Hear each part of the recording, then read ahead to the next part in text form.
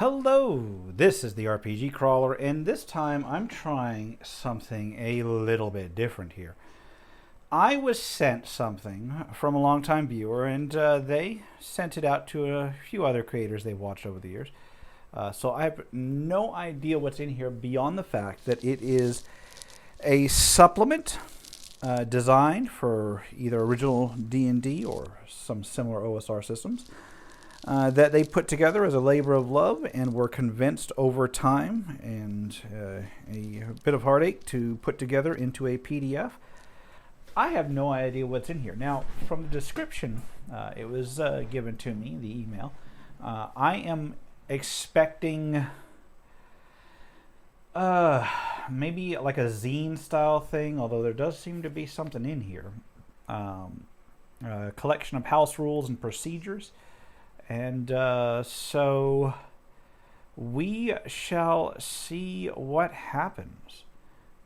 If it is in fact on sale somewhere, I will put the links in the description as always. And in fact, I will probably put a break in the recording to look it up in that case. As soon as I find out what this is. So let's take a look at what's in here. It's really well packed. This is from Sweden, by the way.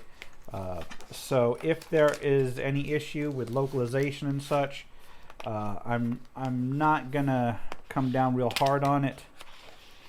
If the English isn't perfect. In fact, I'm gonna give a lot of leeway in a lot of ways to whatever this is. So let's see. Oh, it is well packed. That was just one layer. All right. Let's see what's in here. Okay, I am getting, okay, talk about well packed. Want to make sure that this doesn't go anywhere, right? Let's go ahead and take a look at what's in here. I'm actually kind of excited to see this because I love like general homebrew style rules. Some of my favorite supplements are very tiny, very hardcore style OSR rule supplements that people came up with. Some of them by relatively large and famous authors and such. So, let's take a look at it. It should probably be like a little pamphlet. I'm getting the zine vibe from here. If I open this up and it's like 2 sheets of paper, that's going to be different. No, okay. This is actually well printed. All right, original edition campaign.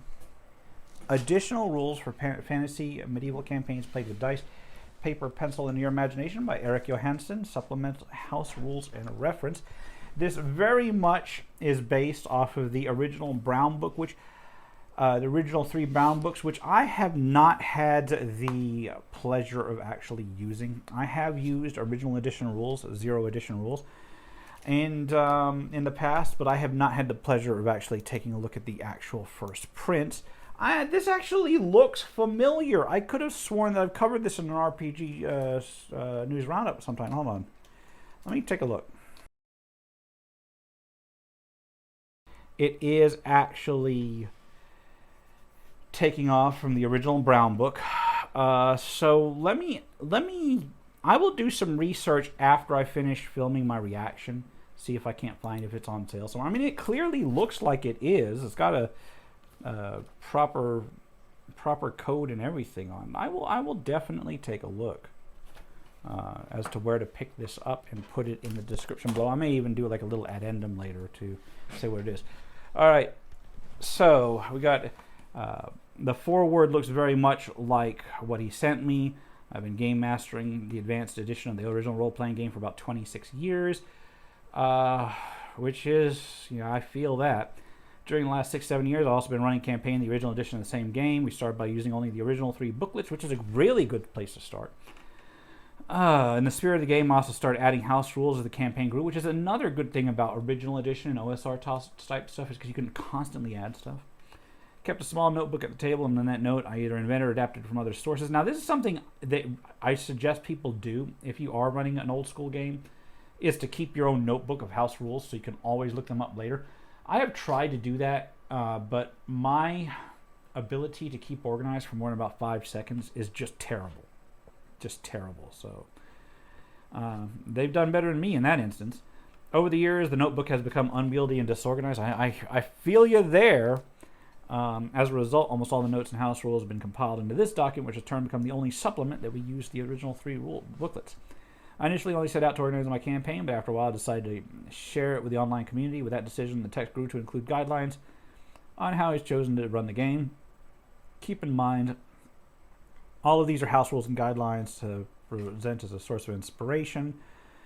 Pandemic and other events in the personal life have delayed the release of this book by about 18 months. It was originally supposed to come out in 2019,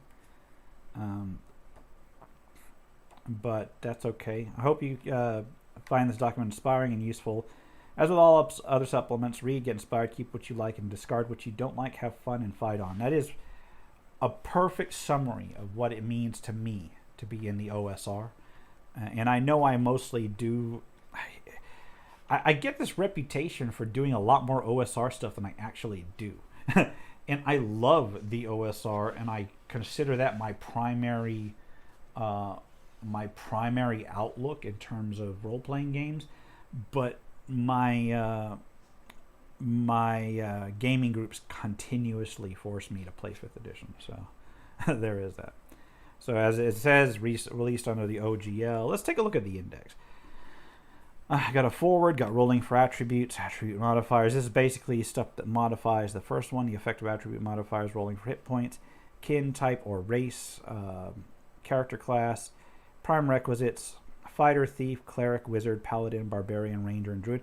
So here's the thing. Kin, type, or race, like, you may have heard me go off on the fact that a lot of places have started using, like, ancestry and heritage, because that terminology...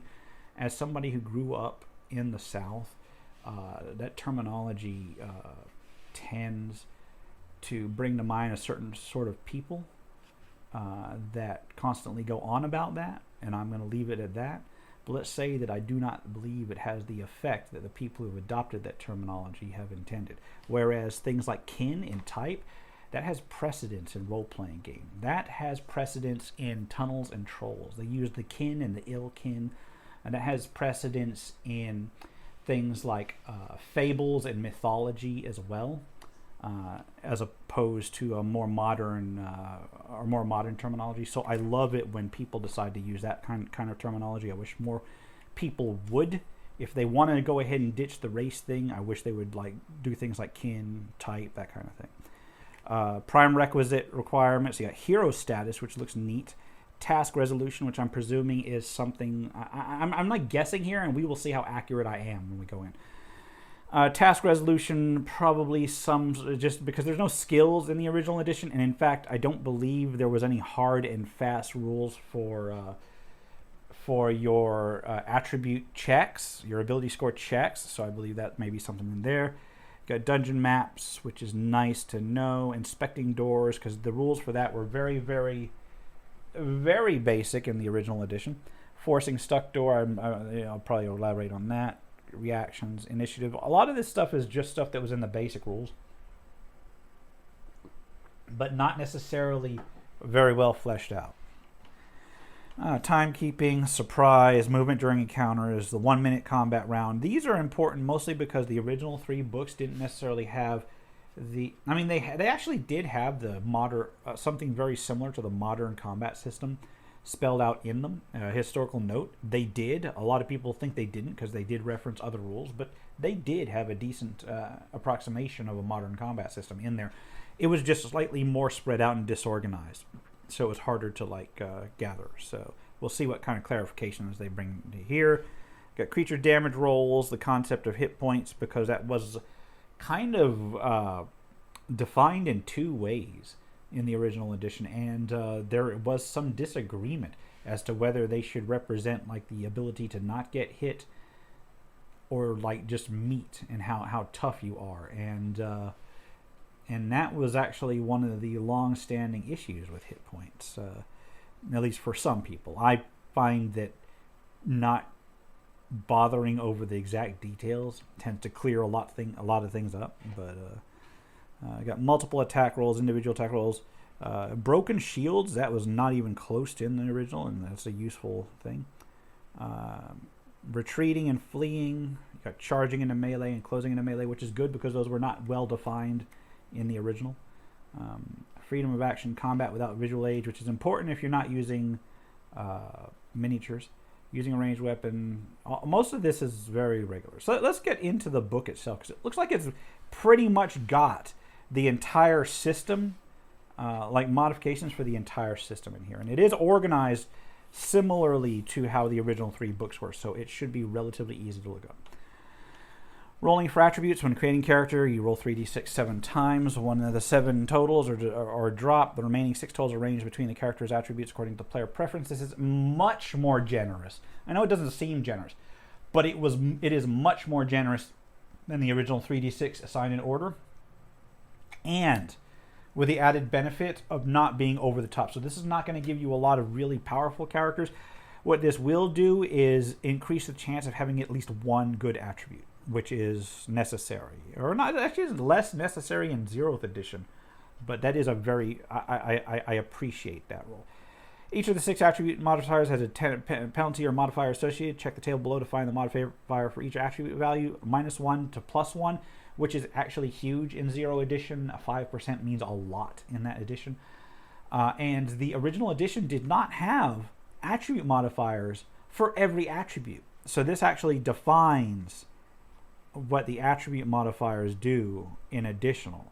There is the possibility to get extra first level spells usable by wizards. That I'm not sure how I feel about that. I can see where that comes from, and it's a nod to newer edition stuff. It does let your wizard be more useful than just one wizard spell and you're done at first level.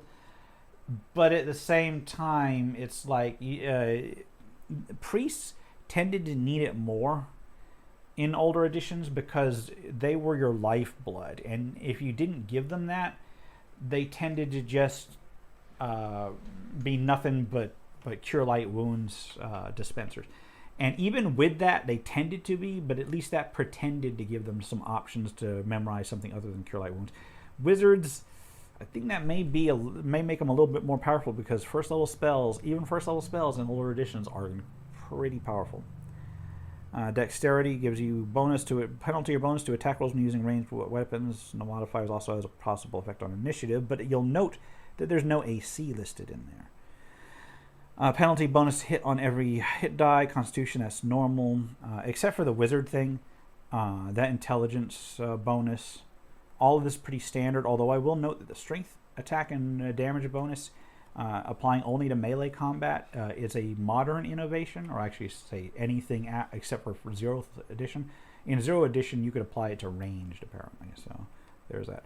Rolling for hit dice. When a character creates a number of 6-sided dice are rolled equal to the number of hit dice of the chosen class at their current level. That is correct. They did not actually divide the hit dice into like D4s, D6s. They were all D6s originally.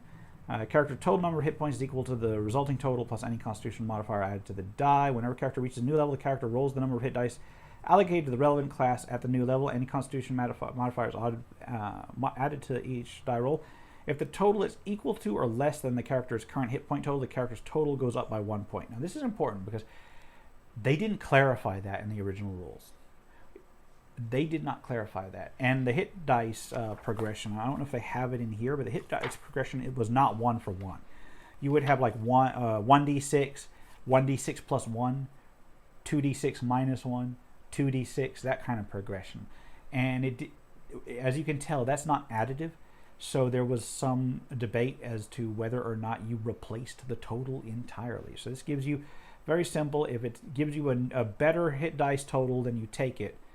And if it doesn't, then you just add +1. And that is super generous for 0th level, because think about it. That effectively bumps your minimum average. It bumps the minimum average up mathematically. Just because you're constantly re-rolling with a floor at the average of the prior total. So kin, type, or race, this campaign takes place in a gritty and brutal world of sword and sorcery because it is written for this person's home campaign. Many would-be empires have already risen and fallen. Self-proclaimed kings and queens barely hold on to their domains. Let's go ahead and quick it. The player characters all assumed to be human. Mythic figures such as elves, halflings do not exist. In pure game terms, most all player characters are human. When discussing other types of characters, we prefer not to use the term race, but instead use terms like kin or type. And I can see where they're coming from in that, because those are actually like different species. And kin or type is an incredibly appropriate thing, as I've said.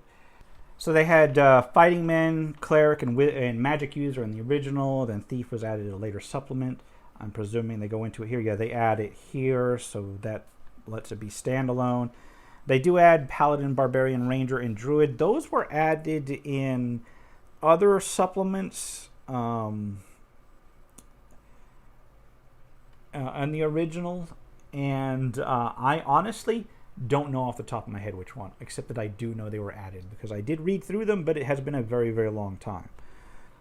Fighters, and then they give you examples of what that particular fighter type is. Can use all weapons, all armor, but they do get multiple attacks during a single combat round equal to the maximum equal to the number of hit dice of the fighter. It is limited by multiple attacks. I'm going to look that up real quick, because in the original you could only do that against like first hit dice and less creatures, and if they just took the limit of that off on here. Some character classes have the ability to perform multiple attacks during a single round of combat.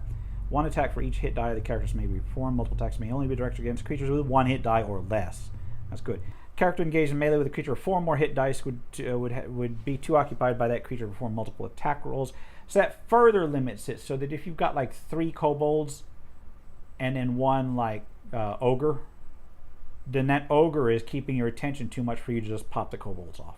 And that's different from 0th edition. Creature with 4 more hit dice can attack player characters with many attack rolls per round equal to their number of hit dice. Each attack roll must be directed at a separate player character. A creature engaged in melee with any fighter type character of level 4 or greater would have this number of attacks reduced by half.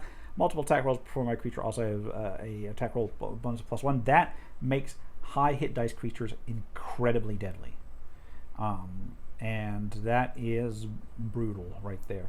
Although it is limiting it to once per player character, so you're not going to have like a giant walk up and just pop somebody 4 times. You're gonna,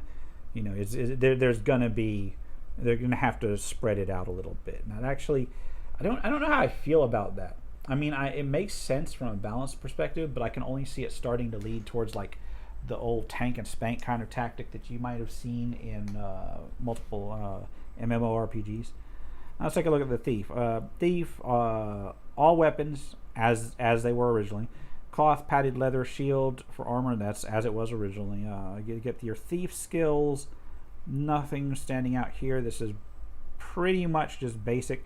Most thief abilities require some form of roll to be successful. See task resolution on page 12 in the supplement for guidelines. And so here we go. Some thief abilities, such as moving silently, opening locks, and hiding in shadows, are things that any character can attempt. This is important because it has, until very recently, like in the old school stuff, it was like this for a lot of things.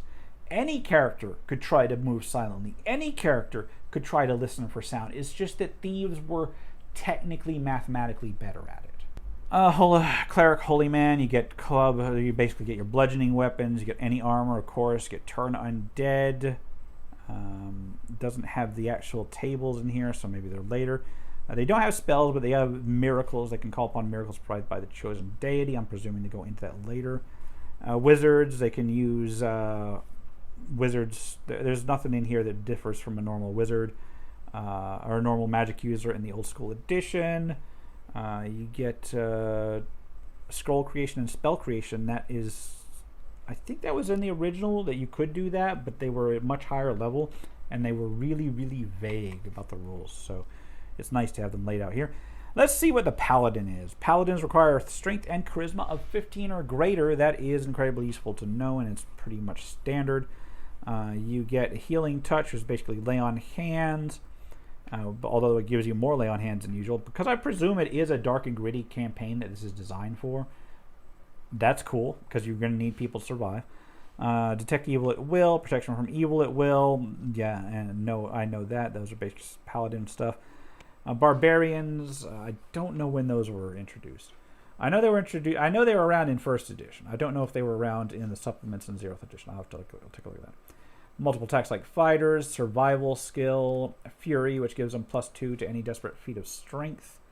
but they have to be like immediate. They can't like say, "Oh, I need to worry about we're going to do this." Like, that's another thing. There can be no deliberation or hesitation involved for the bonus to be granted. That's important to know when you're going to give people bonuses for doing stuff like heroically and stuff. I know, especially at my table, I have to like tell my players while they start discussing things, because they tend to think very tactically. And like, okay, I'm gonna run in there and be all heroic, but then they'll have like a 10 to 15 minute discussion over their odds before they decide to be heroic. If they just go in and do it, I love the idea of giving them bonuses if they just go like, okay, I'm gonna do it right now and just go for it. That falls into a similar thing. They just made that like a class ability there.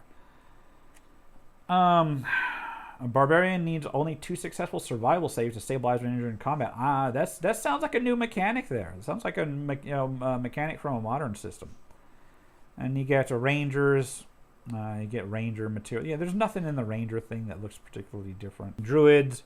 You get your druid weapons, a good thing there. I think there's actually less weapons in there than your standard druid. Wilderness knowledge, they get immunity to Fey charm. They get shape-shifting twice per day as per the level of the druid, although the shape-shifting is listed here. So they can actually start shifting at first level, which is, I don't know if that was in the 0th edition version. What was that, from Blackmoor or something? This limit of only 1 druid in the campaign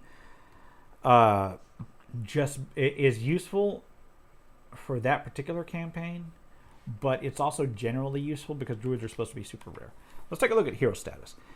No player character starts as a hero, even though that may be the intent. A newly created player character has only about a year of experience. Every piece of gold and every point of experience will bring the character closer towards hero status. If the character survives long enough to become a 4th level, that character is considered to be a true hero. Indeed, that was about the case. It is very difficult to actually be a hero in that kind of campaign. Should be reflected in the campaign world. From this point on, the character will be treated with more reverence, and stories will be told about the character's deeds. I assume for good or ill, because you can have pretty twisted heroes too. Hero will be sought out to perform dangerous quests instead of having to look for work, so they basically don't have to go searching for work. Keep in mind that being a hero also draws the attention of villains and other agents of chaos, who will now see the character as a primary obstacle to be overcome. If they survive long enough to be 8th level, they become legendary, especially since characters did not last that long in the old edition. So yeah, 8th level was like really impressive back then. That's why a lot of people that like complain about the old level limits, the old level limits were incredibly low, but they were that way for a reason, because characters were not expected to last a very, very long time. Character ever reaches as far as 12th level, the character can take its place as an important non-player character in the campaign world. They basically retire it. Let's take a look at the task resolution system, since this seems to be where the first major divergence from the 0th edition stuff is. Characters should be attempt to take any action, and sometimes a random outcome will be necessary when a point is reached in the game where we need to resolve a situation without an obvious solution. There are no existing rules. We use a custom task resolution system. 2 dice are rolled and the success is achieved. The total plus modifiers equal to or greater than the target chosen by the GM. So you can assign a easy challenge, a normal challenge, or a hard challenge. This reminds me of the Cepheus system. Like, flat out. This reminds me of the Cepheus system. And I've actually come to appreciate that more recently. Let's take a look at dungeon maps. You've got distances, size, simplified representation of complex area. When a GM describes the area and provides measurements, those measurements are either acquired through visual approximations made by the character or by pacing, which is important because I cannot tell you how many times players in my campaigns have asked me the exact dimensions of a room.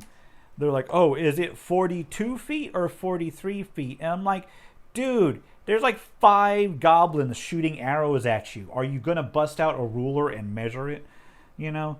Let's see. During exploration, a marching order should be provided by the players to the GM, which I know it's like common basic stuff, but yeah, I forget to do this all the time. I'll be like, okay, everybody set their marching order, and they say, oh, we'll get around to it later, and then I'll forget about it until we're actually in the game, and then I'll need to know to see who sets off a trap. I'll be like, who's in first? And they'll immediately try to rearrange themselves so the first the person in front is the best one to deal with the situation. Inspecting doors. When a character inspects a door in a dungeon, the GM can roll 2d6 on the following table. They may be used instead of the assumption that all dungeon doors are stuck. I've been using the assumption that all dungeon doors are stuck recently, just because it reflects some certain old school tropes. Although I can see where it gets kind of old, because now it's like everybody's running to kick down the door. Nobody's checking for traps or anything anymore. But this gives you a good idea of when doors are stuck, locked, or barred, or can be moved freely, which can be useful. Time of wandering creatures is basically stressing the importance of timekeeping, which I could do like an entire video on timekeeping and why it's important. In fact, I should start doing like videos on elements of OSR things. Each decision should be consequential, as light sources can run low and creatures may appear at any moment. This is absolutely true. Less true in more modern dungeons, because they tend to, or actually 5th edition kind of did introduce the wandering monster back in there. But for a while there, it was like once you cleared out a section of the dungeon, it was going to be totally safe forever, and people would just take forever. And I had some 4th edition dungeons I was running that were just straight out of the book, where the player characters literally like long rested every other combat. And I tried to dissuade them, and they just used it as like an experience farm. So I was like, oh man, this is just bad. Anyway, moving onward. Important, do not rush this procedure and roll for initiative as soon as the wandering monster is indicated. Take the time to make all of the rules and plan the events in your mind before you start describing the encounter to the players. Indeed, not all monsters are going to just find the players and bum rush them. Some will want to actually chat. Some will actually have something called self-preservation and decide to run the other way. If we got like 3 orcs and they wander into a party of like 8th level characters, yeah, they're not going to bum rush them. They're not going to jump in there. They're going to probably try to sneak away. I've actually done that recently in one of my patron games. We're running a 5th edition and an AD&D 2nd edition game that are open to patrons. They are during the day, and I need to put like a notice on my current patron page in case anybody else wants to join them. But one's a dungeon crawl using AD&D 2nd edition rules. I've recently had like monsters like see the party and run the other way, and just they laughed so hard because they started feeling like they were actually making progress and looking more like armed warriors and less like ragged murder hobos. Encounter distance is pretty standard in a dungeon, 1d6 plus 1 times 10 foot, so that gives you a reasonable distance down the corridor. The reason why I usually go a little longer than that is because your standard torchlight and your standard infravision is between 30 and 60 foot. In this one, I can see why they're doing the 1d6 plus 1 times 10 rather than like 2d6 times 10, because they're all assumed to be humans in this, so there's nobody who's going to have 60-foot infravision. So they're all going to be relying on torches and lanterns, and those have a limited light range. Movement during encounters, you get 1/3 of the character's movement speed during an exploration turn. That's pretty standard. Combat is a fail state and not the primary focus of the game. It could have fooled me in a lot of instances. Combat is a fast and deadly procedure and should be seen as a last resort.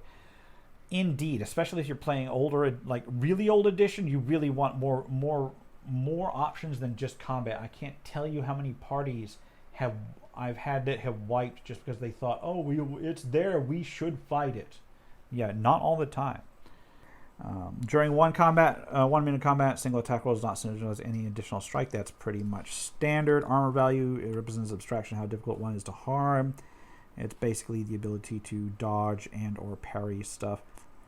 This is why we don't use critical hits when resolving attack rolls. A critical hit would have to be decided when damage is rolled. Damage is rolled out of 6. A roll of 6 out of 6 can be considered a possible critical hit and can be described as such. Exceptions, this would be ranged attacks during combat round represent launching an individual projectiles. Okay. Let's go. Concept of hit points do not represent direct bodily harm. Hit points are an abstract measurement of a character's ability to stay alive. Yes, I love that. That's standard OSR stuff. It's just very well described here. Creature damage rolls are between 1d6 and 3d6 with modifiers. That's pretty standard for old school edition. Like 99% of things are all going to be like 1d6. Problem is, in older school stuff, even higher end stuff was like 1d6 damage, and it wasn't until you got to really special things that it was 2d6. I like how they improve it here. That's something that you could see in some other OSR things. Pretty standard, rolling creature hit dice. When an encounter occurs, the GM should not be rolling hit dice for every creature. Creature's current hit points might be irrelevant information at such an early point. If the counter turns into a friendly conversation, having rolled hit dice would have just been a waste of time. If the character turns into combat, rolling hit dice might still not be necessary, especially for single hit dice creatures. After all, 50% of all creatures with a single hit die do not survive a damage roll, period. That's correct. If you only have to roll a creature's hit dice when the creature sustains damage, when the creature is damaged, you roll its hit dice to find out how many hit points the creature has left. Maybe. Let's take a look at the broken shield stuff. Character melee drops to 0 hit points or less. An equipped shield can be sacrificed to keep 1 to 3 hit points. I like that idea. That I've seen something similar in other systems, except usually that's to avoid a crit hit. It's an interesting rule. This has no crits, so of course you got that. You got rules for closing into melee. The enemy is within movement range. A character can close into melee. This closes the distance between the character and the target to within 10 feet. Character carefully moves into melee distance and engages in melee combat with the intended target. No attack rolls are made by either side until the following round of combat. If you charge, however, you can actually charge and you take attacks as you charge in. If the target is holding a longer weapon, it gets to perform its attack rolls first. So if you charge, like if you charge a bunch of people with long swords and you've got like a dagger, they're going to get to attack first. If they've got spears and you've got a sword, then they get to attack first. That gives you an advantage to having spears and pole arms, which is true to history and well reflected here. Especially since 90% of combats should be decided within the first 1 to 2 rounds. If the character survives the defensive attacks, the character's attack rolls are performed with a +2 bonus because of their basically because they are charging. Weapons, the equipment listed as supplement are listed in the order of length. The charging character keeps the initiative during the first round after the round in which the charge takes place. So you not only get initiative, but you get to keep initiative because you have made that charge, and that can give you an incentive to charge even when your opponent has spears and such. Spears don't actually have to be set in this particular rules. They just, if you use them against an incoming charge, you automatically deal 2d6 damage instead of 1d6. Nice. Retreating is gives you rules to fight defensively and slip away at the end of the round. That's good.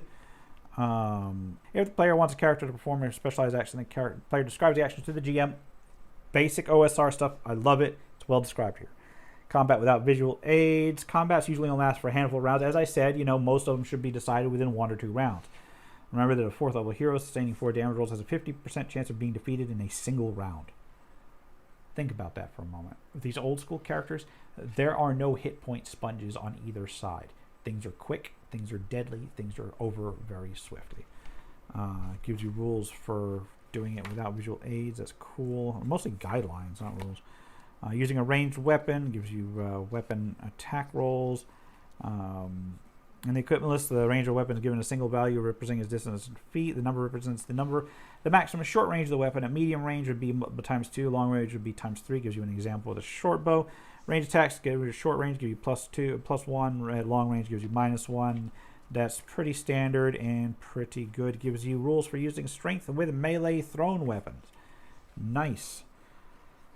Rate of fire. Bows cannot be held continuously during the round regular exploration. A bow may be kept drawn for 1 turn during intense movements such as opening door or rounding a corner. This is only true if the player has told the GM at the beginning of a turn that the bow is drawn. This is so true. How many times in your tabletop game has somebody said, "Oh, I keep my bow drawn while I go around"? Yeah, that's not going to happen. If you've ever drawn a bow of any sufficient strength, and I'm not even an archer. You can tell I'm not a physical kind of person, but I used to do archery way back in the day, and even as a relatively energetic kid, yeah, that was not going to happen. Injury and death. Character loses enough hit points to drop to 0 less. The character is injured. An injured character is immobilized and losing blood from this point on. 1 survival save is rolled at the end of each round. The results of these rolls are counted. If 3 rolls are failed, the character dies. If 3 rolls are successful, the character stabilizes. So they just basically give you the stabilization rolls from 5th edition. Character would drop below -4 hit points. The character dies instantly. -4 is important because, remember, hit points in this game are incredibly scaled down. Survival save is resolved by rolling 1d20, adding the player character's constitution modifier. If it's equivalent to 14, equal to or greater than 14, it's successful. So it is 5th edition stabilization, but with a higher difficulty. I can appreciate that. If it was just like 10 or whatever, I'd be kind of more mixed, but 14 seems fair. It gives you rules for recovery, for non-injured characters. And this is incredibly generous. Again, this uses 5th edition rules. Basically, a non-injured player character regains all hit points as a result of 1 full day of rest. I've got my issues with that sort of recovery stuff simply because I design dungeons and adventures that are designed to last multiple days. And so having some degree of attrition is useful in those sorts of dungeons and such. Injured characters do recover more slowly at 1 hit point per full day of rest until fully recovered, and do not receive it from magical healing, which is good because that keeps you from like basically drop tanking, which you can do in 5th edition, where you just make sure your tank always has 1 hit point. As soon as they drop, you just pop them back up and they're good to go. Yeah, you can't do that here. I like that. Gives you rules for bandaging, applying bandages to characters to heal them. Here's your spells. Spells do not need to be memorized prior to casting because they basically change the Vancium magic. Spells, magic, and miracles. This is an entirely new magic system. I'm not going to go into details on this just in case I do find this because I want to encourage people, if you like what you see, to go ahead and pick this up because this does not look like it should be that expensive. I will definitely take a look to try to find out where I can recommend this for purchase or whatever. Spells casting time. If a spell is cast during the combat round, the spell must be declared before initiative is rolled. Number of combat rounds needed to cast spells dictated by the level of spell being cast. This is important because it reflects the fact that it is designed. This entire book is designed for a sword and sorcery world. So there is that. Yeah, I love the fact that they have a dexterity modifier in order to reduce the speed at which it's cast. So if you've got a spell level 1 and you've got a highly dexterous caster, they can whip that spell out in that round. Otherwise, it takes more than 1 round.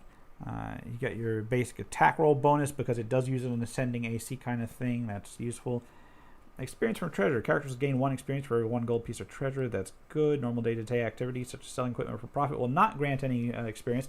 Experience awarded for treasure will also have to be relative to the danger of the area it was found. If a 4th level character finds a ruby on a 2nd level dungeon and the ruby is worth 5,000 gold pieces, 2/4 of that value of the ruby will be rewarded as experience. So yeah, because that was a problem in certain older editions, is that you could roll very high value treasure on very low level enemies, and that would instantly pop your character up. I like to roll with that because, luck plays a great deal into people's advancement in real life too, but I can understand why modifying it downward would be useful. Experience from defeated creatures. Characters gain 100 points of experience for every 1 hit die of the creature, so it simplifies experience given. And it gives you an example right there. Hit dice 6 characters. So as you can see, this follows very much along the lines of the old school hit die tables. You see, like, fighters get 1 + 2 hit dice at 1st level, 2 + 1 hit dice at the 2nd level, 3 hit dice at 3rd level, so on and so forth. Whereas wizards would get like 1 at 1st level, 1 + 1 at 2nd, 2 at 3rd, 2 + 1 at 4th. And that's very much in keeping with the original edition material. So that's pretty solid.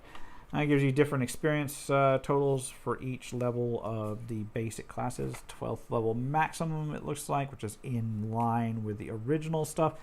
Levels of spell per day. They do give 1st level clerics a spell in this one, which is better than I've seen some do. Otherwise, this is pretty standard stuff. And druids get the same kind of deal. Equipment costs. This is basically your equipment material. It's good to go. They do have your armor value in ascending AC. That is good. They give you rules for helmets to avoid injury to the head, which is useful. You got your melee weapon with your variable damage there, and it is listed in order of length. So I'm assuming from shortest to longest. So spear's longest, followed by polearms, followed by two-handed sword, and so on and so forth all the way down.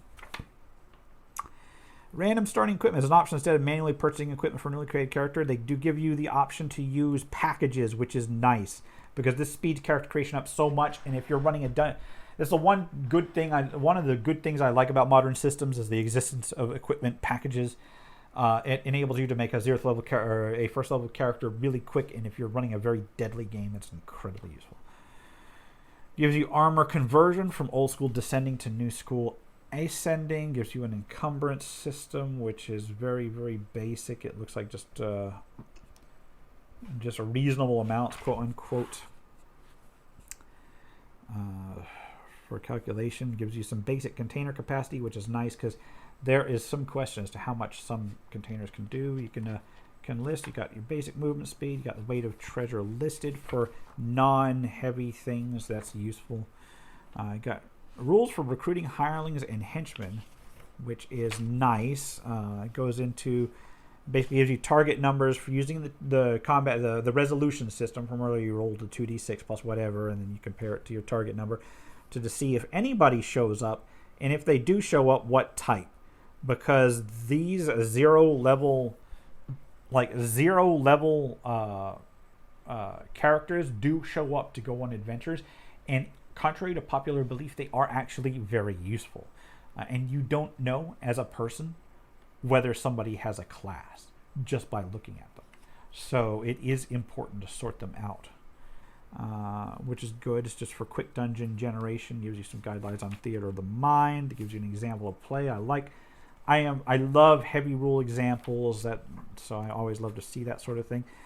It gives you wilderness travel times as well as the tempo of movement, which I'm presuming is like forced march, that sort of thing. Rules for fatigue, although they're very, very simple. Wilderness encounter chances, D20 per watch. So it gives you just basically solidifies that. And then your open game license materials. So that was a quick flip through. Not a scripted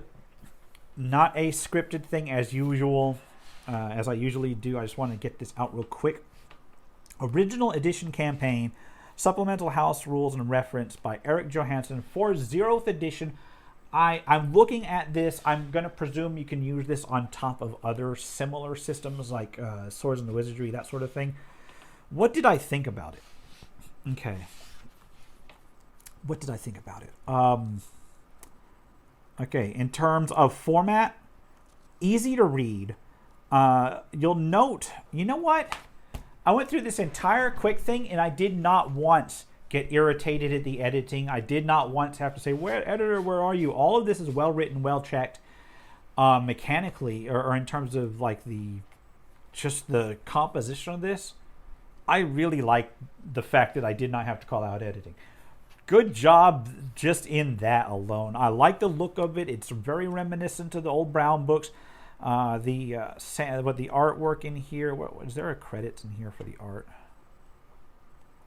There is not a credit for the art. Oh no. Yeah, there is not an artist credit in here. I'm presuming this is all stock art. This can't, because it's different styles, and when somebody does their own art, they tend to be the same style, but this is like different styles. I like it. I mean, the artwork was, it's the issue with the artwork in this is that, like, the only issue is that there's not a lot of it, and I can see where that's from because it is a small little pamphlet. This is like you can just stick it in the back with a bunch of other similar size books. So I can see where that's coming from. But I like the art that's in it. It's it very much feels in place. In terms of the actual rules, you know, as I said, there were a couple in there that I was very, very kind of, I don't know about, but by and large, they made sense. Even the ones that I don't think that I would use, I could see where he was coming from. They are balanced. There was a lot of internal consistency, and those of you who have followed my channel know I love internal consistency. Everything in here basically boiled down to the same resolution mechanics. Even when it wasn't specifically that same resolution mechanics, it was all in a similar scale. I love that kind of thing. I want to say that, like, my only issue here is that I personally run more deadly campaigns when I'm doing really old school stuff than is listed in here. So Like I think it's a, and I understand that's not for everybody. So I think this is actually a really good compromise if you want to run something really gritty, but we want to give your players a chance. So yeah, I gotta figure out where this is from. Tell you what, I am gonna cut it right here, and if I can figure out where this is from, you can actually tell, because I'll probably like jump cut it or something. And this is recorded later. As I mentioned earlier in a title, I did check with the author. It will be available on Amazon. I believe it is going up as I am editing this. Might be up for Europeans already. It's just going to be an American release later on. I will put links in the description when I can. Yeah, I actually really like this. I really like this. This is actually, it may not be going in my top 10, but this is definitely going on my shelf right next to the one from Frog God Games. What's his face? That he did like he did like a little tiny booklet of house rules for Swords and Wizardry. It's going up similar to that, just so I can steal things from it from time to time. I actually really like it. I really like it. Good job all the way through. Anyway, this has been the RPG Crawler with Original Edition Campaign, House Rules and Reference. Just a quick flip through and off-the-cuff review. If you like what you've seen, remember to leave a like, comment, any feedback, and subscribe for more RPG content, both tabletop and computer. Until next time, take care and goodbye.